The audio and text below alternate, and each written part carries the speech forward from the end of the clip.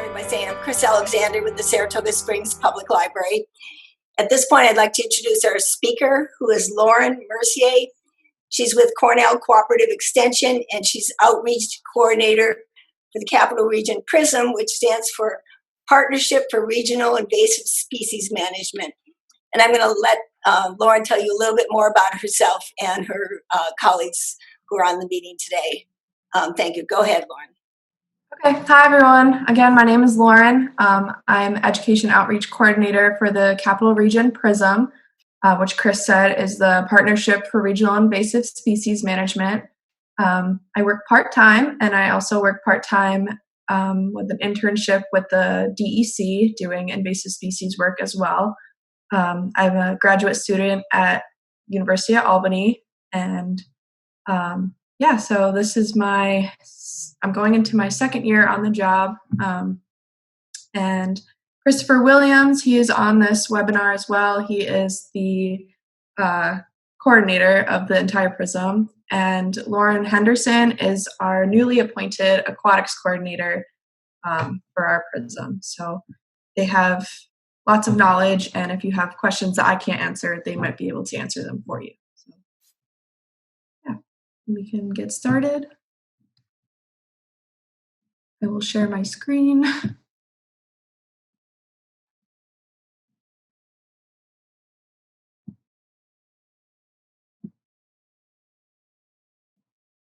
Okay, can everyone see that? Yes? Okay, perfect. So today we're going to be talking about aquatic invasive species and the threats to our waterways in Saratoga County and counties surrounding the area. So the PRISM covers 11 counties in the Capital Region, and there are 8 PRISMs spread throughout the state. They're divided up by region, so we're the Capital Region. But to start off, we're going to cover what invasive species are, how they're a threat, and then go into more specifics on identification. So first off, what are invasive species? So invasive species are any non-native organism, so that includes plants, animals, fungi, bacteria, any other pathogens that have the potential to cause harm to the environment, our health, or the economy. So these are a couple examples from all different realms of invasive species worlds. So the top left corner is called oak wilt. So that is a pathogen that affects oak trees. To the right of that is spiny water flea. Moving down below that is Brazilian elodea. And then in the bottom left corner is spotted lanternfly. So we're going to be covering mostly these two, or in the aquatics realm today. We won't cover these two in detail, but so staying in the aquatics zone today. So some characteristics of invasive species. This isn't a comprehensive list, but a lot of invasive species share some common characteristics. So a lot of them don't have any known predators or healthy competition, which allows them to basically take over and outcompete native species. They have better responses to temperature change and harsh environments. So in general, they're more adapted to climate change and harsher environments. They also have the ability to change the food web, which can impact native species in a negative way. They also are capable of greater population and dispersal, and they can disturb sediments quickly.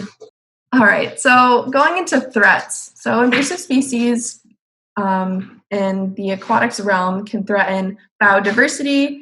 They can damage crops. They can cause disease in humans and animals. They decrease recreational opportunities, and they decrease ecosystem services that an ecosystem would provide.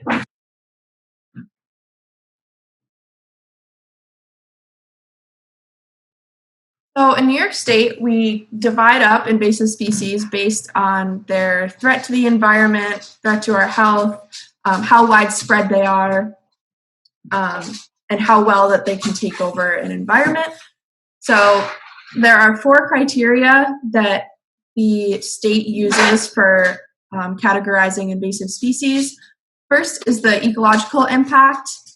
Second is the biological characteristics and dispersal ability. Third is the ecological amplitude and distribution. And fourth is the difficulty of control. So based on those categories, you can rank a species and give it a number, which will tell you how threatening it is to the environment or the economy.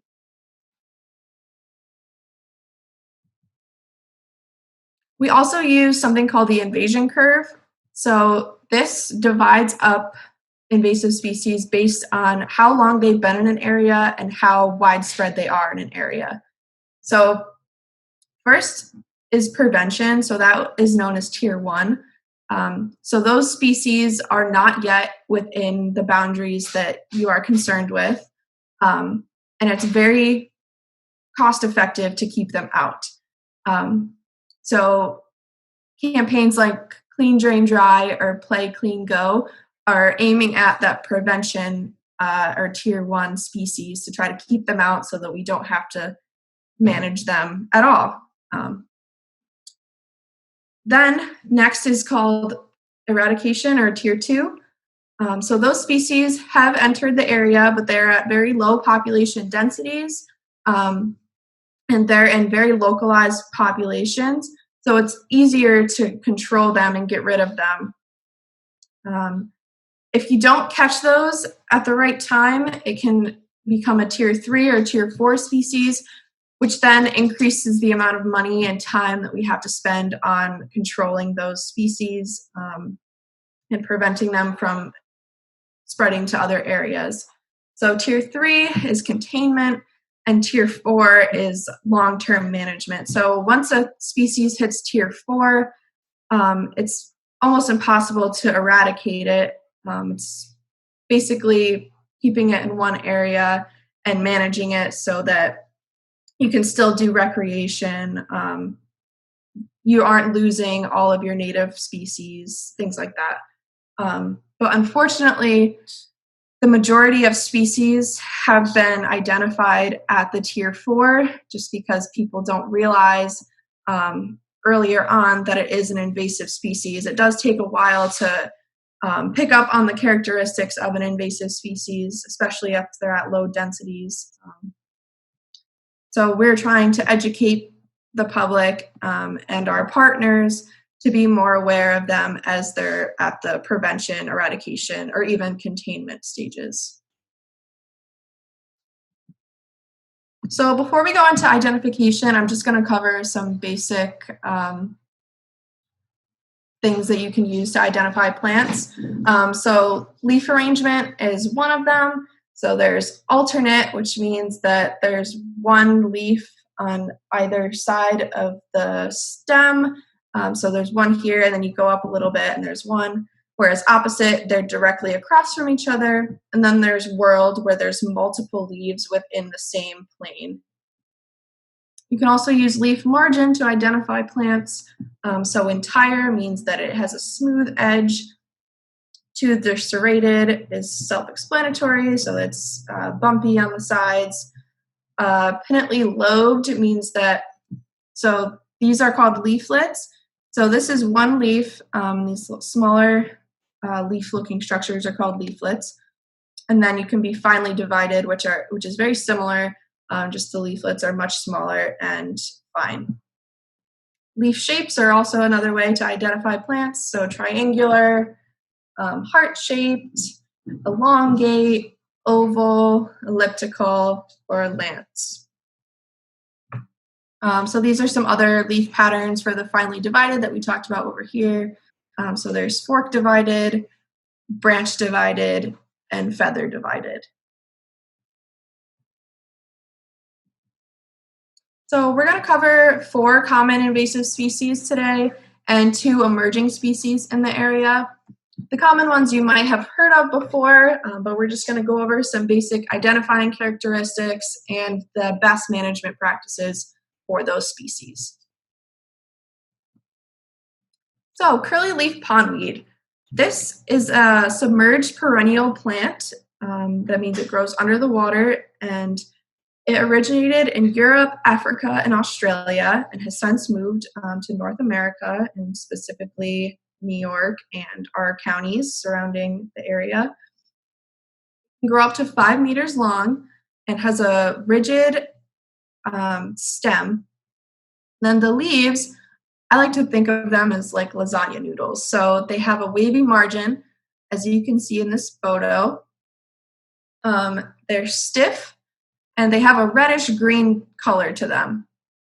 And then the tips of the leaves are very blunt, so it kind of looks like they were just like chopped off.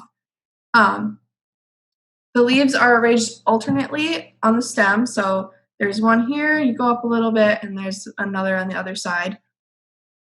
In the early spring is when they come out, so they are one of the first species to emerge when other species aren't out yet, and they produce small flowers that spike above the water and also use turions to reproduce. So turions are little, almost like buds that will fall off and fall into the sediment and be used for reproduction.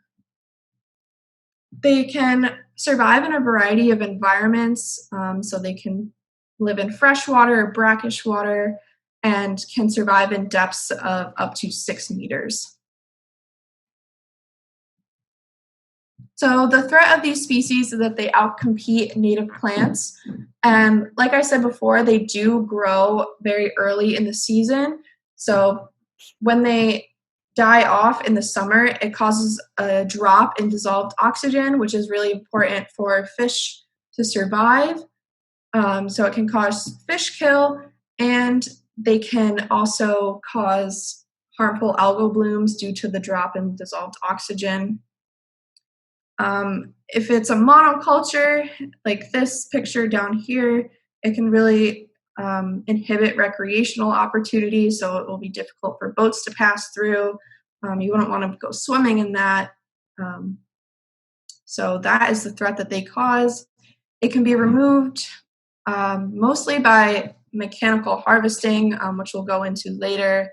You could also try to hand pull it if it's in mats on the top, but it is very difficult to do so. So this plant is tier 4. Like we said, it's very widespread, and it is a high threat species. Next, we have Eurasian Watermilfoil. This is a fairly well-known species, especially in our area. It is from Eurasia, hence the name. The submerged aquatic plant, and this one has the pinnately divided leaves. So it has 12 fine pairs of leaflets, like a feather almost, and those leaves are whirled around the stem, so there's around 3 to 5 per node. It can grow up to 6 meters tall. It has small pink flowers that are emergent, so they stick out of the water in early summer. So they reproduce via seeds and fragments. So if this plant were to get caught in a boat propeller or on an oar, or anything that would cause it to break off, that piece of the plant can cause a whole new infestation.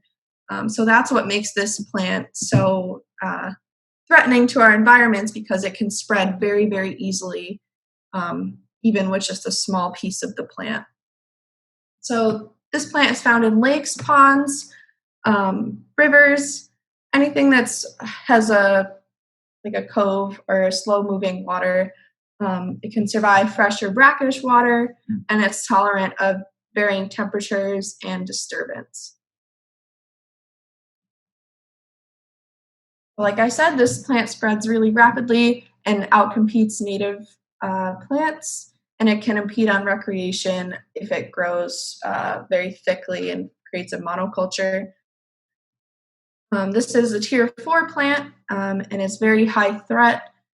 As for management, again, mechanical removal would be not the best option for this plant because of the fragmentation that can cause new plants.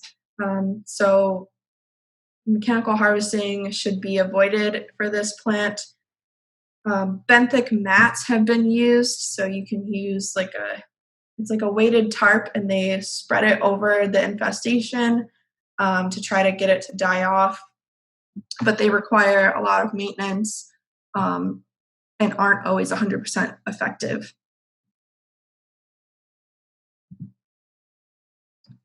Next, we have water chestnut. This is another Eurasian plant. It is a floating plant, whereas the other two were submerged, and it is an annual plant, where the other two were perennial. So this grows in rosettes of green, glossy, triangular leaves that have toothed margins. And the petioles, which are like the stems that connect it to the main stem, those are inflated to keep it upright. It can grow up to 5 meters. And in the summer, they have small white flowers that bloom in the center. You can kind of see them in this photo here. And then that flower will turn into this 4-spined black seed.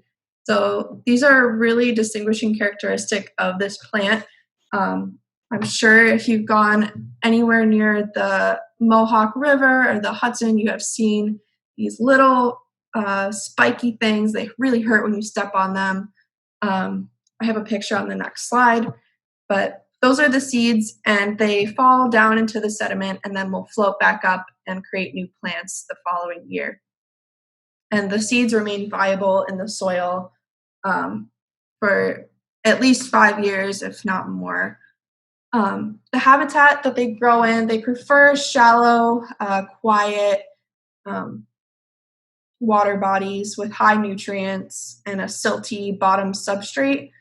And they prefer neutral pH, so they don't really like acidic or basic water. Again, this outcompetes native plants, and it can shade the water column, making it difficult for submerged plants to grow beneath it. It can also heat up the water beneath the surface, which makes it not ideal for some fish species to spawn in. It can impede on recreation. So even kayaks can get caught in these beds, and the seeds hurt when you step on them. So these are what the seeds look like. When they fall off, they're black, and they will sink to the bottom, but some of them float and go onto the surface. Those ones are non-viable, but those are the ones that we step on and hurt. So this is a tier 4 species. It's very widespread.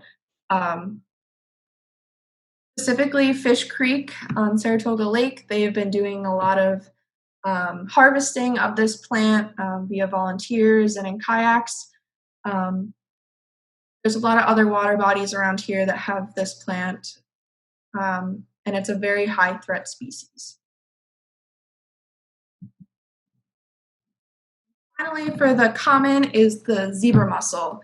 So this bivalve is found in Saratoga Lake and other water bodies around here. It is from Eurasia, again. It is very small, up to 3 centimeters, which is not very, it can probably get like that big. And they have a D-shaped shell with a flat underside, which allows it to remain upright when you put it on a flat surface. It has light and dark alternating stripes, which is how it gets its name zebra. It can inhabit any freshwater body, varying depths, varying nutrient levels. They actually, since they're filter feeders, they can cause nutrient levels to decline, which some people think is a good thing, but for the ecosystem, it's not really great. So if you have zebra mussels in a water body, the water will appear clearer because they are filtering so much of that material through them. But it takes out a lot of the nutrients that fish zooplankton and other plants need to survive. They are not tolerant of low oxygen or high salinity, though, so you won't find them in like the lower Hudson area because that water is much more salty than waters up here.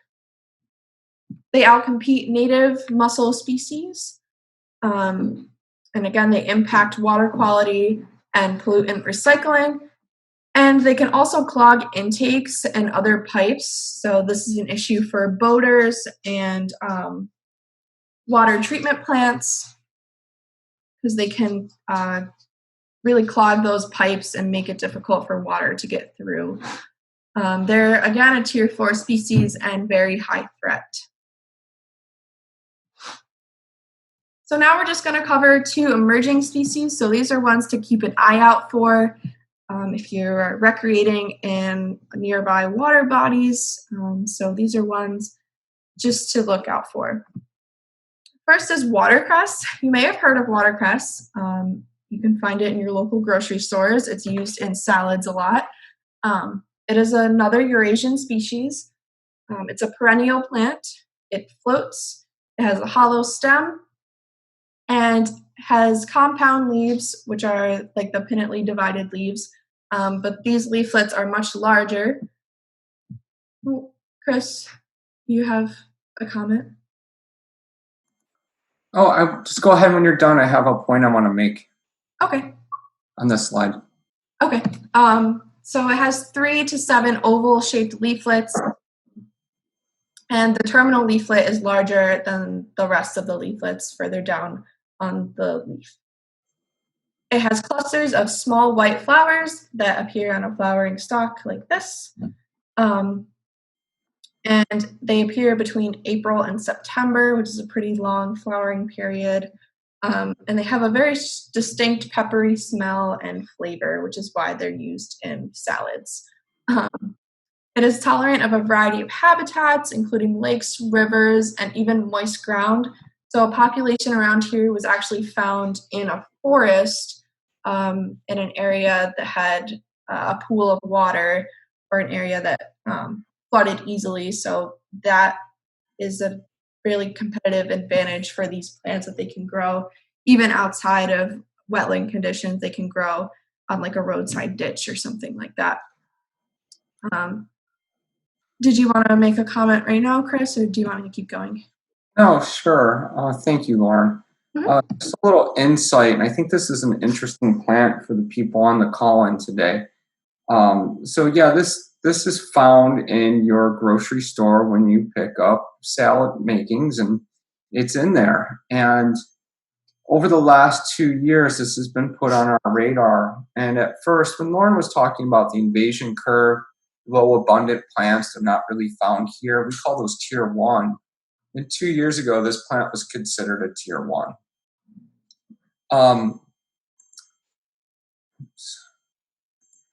So it wasn't really observed, wasn't really found in our communities. So low abundance, right?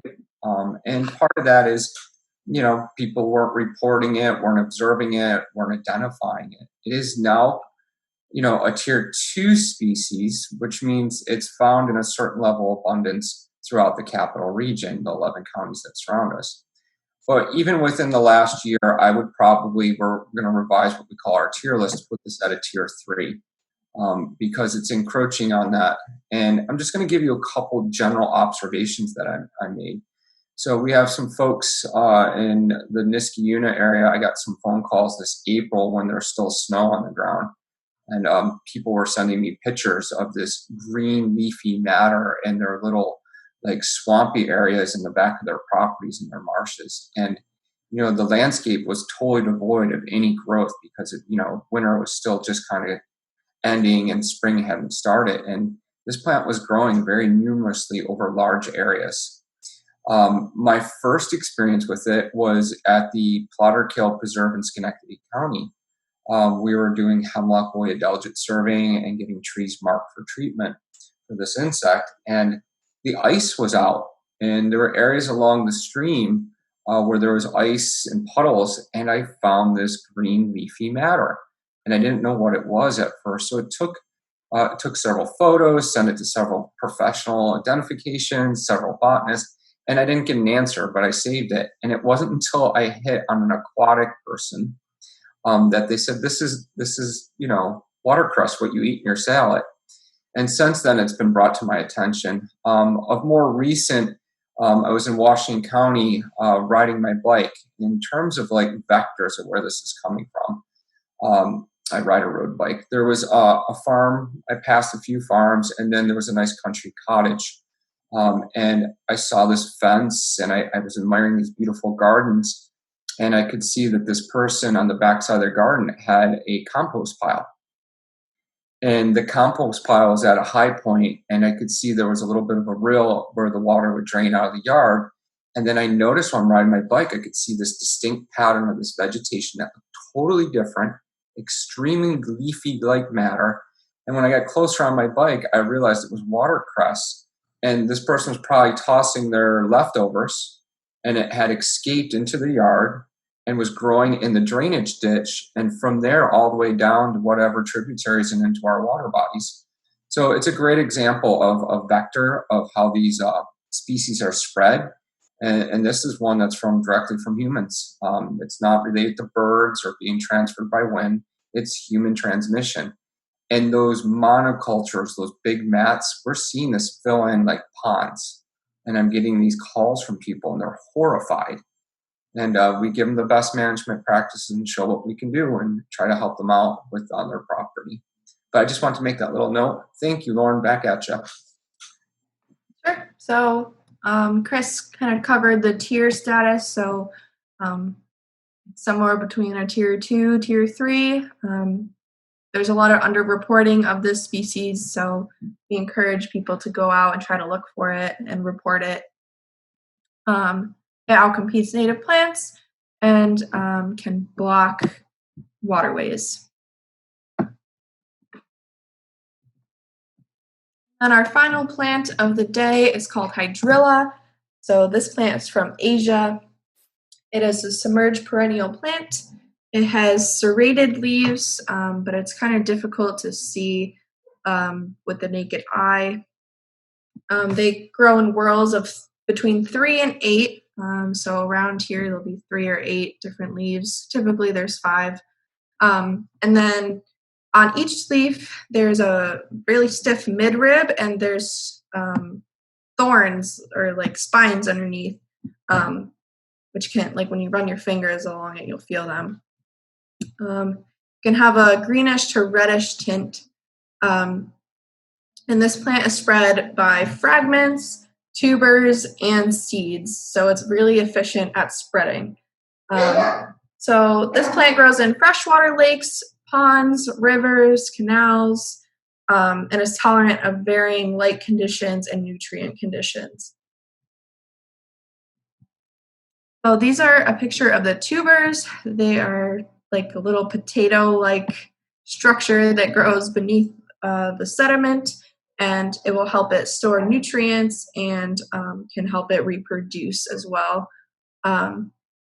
It outcompetes native species and clogs waterways, and it can impact water control and recreation. So this is a tier 2 species. We are still updating our tier list, so it's constantly changing depending on how much we report the plant, how much we see it, how much we're controlling it. So it's a constantly changing list. We have yet to update it fully for this year. Go ahead, Chris.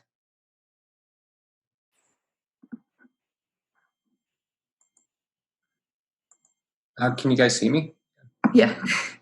Thanks. My screen's a little bit off. Yeah, this is a much higher threat species, as Lauren was indicating. Even if you're not sure if it's Hydrilla, you should report it. Maybe Lauren will talk a little bit how to report things at the end. It is just found south of the capital region. It's just outside of our boundaries. This type of plant would trigger a response from the state, a rapid response, because it is so aggressive, growing in low light conditions, below freezing temperatures. It is an alien invasive species, and it is very, very, very aggressive. There's a control project on the Croton off of the Hudson, the Croton River. The state has spent millions of dollars to try and control this, and it's definitely something we want to keep out of our area. So certain plants, certain animals will trigger different responses based on how much of a threat they are to our economy or our ecology. And it's something that should be taken seriously. And again, even a little piece, 1/2 of a leaf, can actually sprout and create new growth. And those little tubers get pushed around, and they can persist several seasons. They overwinter and can resprout. So that's rather serious stuff. Lauren, thank you. Yep. So that basically covers it for Hydrilla. So now we're going to just talk about management and how you guys can play a part in helping us control invasive species. So first and most important for us is to clean, drain, and dry your equipment. So if you are going out on a water body, it is very, very important to clean your boat or clean your fishing equipment, including like your waders, even your toys that you might play with in the water. So cleaning those off before you're heading to another water body is very important. Draining the bilge and the live well tanks in your boats is very important as well. And then drying off your equipment. So if you have a kayak, you can leave it to dry in the sun for at least 5 days before bringing it to a different water body. We do have a boat steward program within our PRISM and within our region. There are other boat steward programs throughout the state, but we have 20 stewards that are spread along the Hudson River, the Mohawk River, and Round Lake. There are also stewards that are from the Adirondacks that cover Sacandaga Lake, and some lake associations have their own watercraft stewards as well. So those stewards go out and they have a table set up letting people know what invasive species are, and they conduct voluntary boat inspections. So they're not required, but definitely recommended. Stewards are all very nice people. They're all knowledgeable, and they're really just trying to keep your waterways clean. So they're a great resource for us and for the public to have. Another management strategy, once a population is already established, manual control can happen. So that includes hand pulling and putting down the mats. Mechanical harvesting is another way, as you can see in the photos over on the right. Chemical treatments can also be applied, but are very costly and require permits and should be done by trained professionals. So that's just so you're aware that chemical treatments do happen in waterways. And then biological controls are also another realm of management. So biological controls include bringing in a what are they called? Predator. Bringing in a predator to the area or a competition species that has a fairly low threat to the environment at hand and will just target the invasive species that you are trying to target. So an example of this in the wetland world would be purple loosestrife and the golden loosestrife beetle.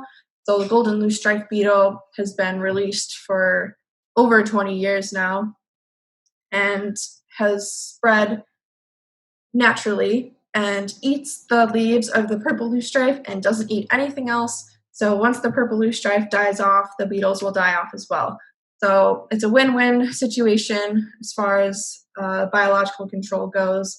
There's a lot of research and funding that goes into this. It takes years and years and years for us to be able to be confident enough to release them. There have been failed attempts. Grass carp is kind of considered a failed biological control attempt because it eats everything. It doesn't just eat the invasives, it eats the natives as well. So it's a very lengthy process and requires a lot of knowledge, and hopefully we'll be able to find more biological controls for some of the plants that we talked about today, so that we don't have to spend all of our time doing mechanical harvesting or in our kayaks pulling water chestnut out of the rivers and lakes. Hopefully we can find a bug or some other predator to do it for us. Well, that is all I have for you today. Thank you all. My contact information is here. We can go into answering questions. But our website also has a lot of information on there for you and links to other websites for our partners, state, and things like that. So check out our website.